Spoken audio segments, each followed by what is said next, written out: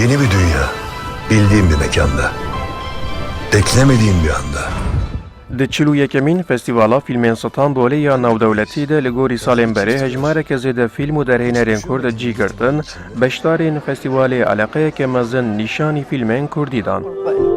Ey ka rojin bo diyar ne? Rojin imtihani heye. Yek ji wan fîlmên Kurdî fîlma ezmûn bû ku ji hêla Şewket Hemîn Korkî ve li Herêma Kurdistanê hatibû kişandin.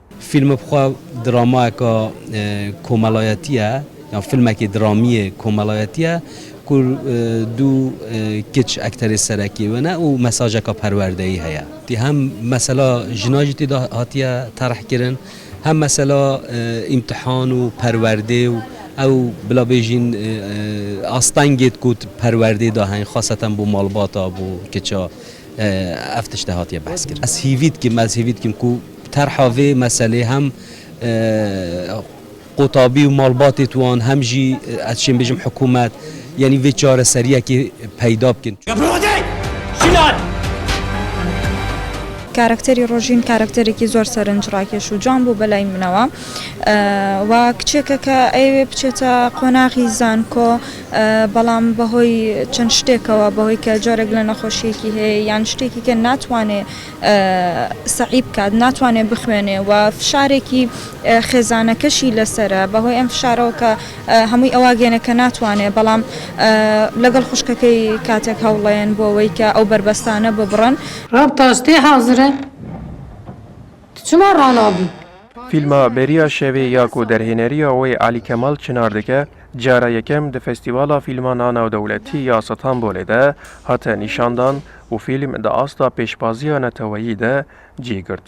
Film lamedê malbatkeye dayık bab o zarokê wan ê hakî nav wan da tekiliya wan pevçûna wan o jiyana wan ki dest bi jiyana wan dike navaroka wîn ki dema ew ê jî dema şerê Sûriyê jî inkî bandora wî şerê jî li wan dike o tekiliya wan da jî pevçûnekî heye o tekiliya wan ki inkî xirab e qala vî tiştê dike. Zanê veka çi dîmen û welet virdihine.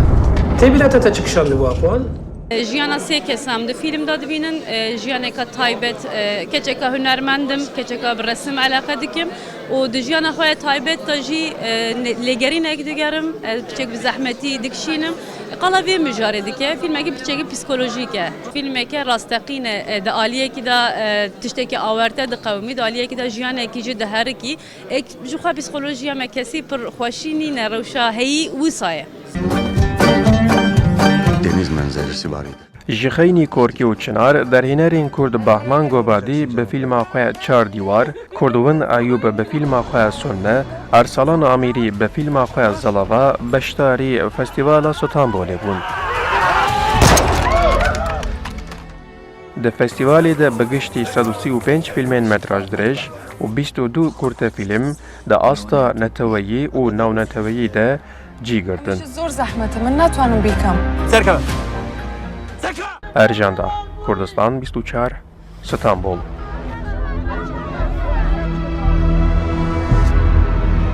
بعد تیر منو میزنی بذار جن به بدن من بمانه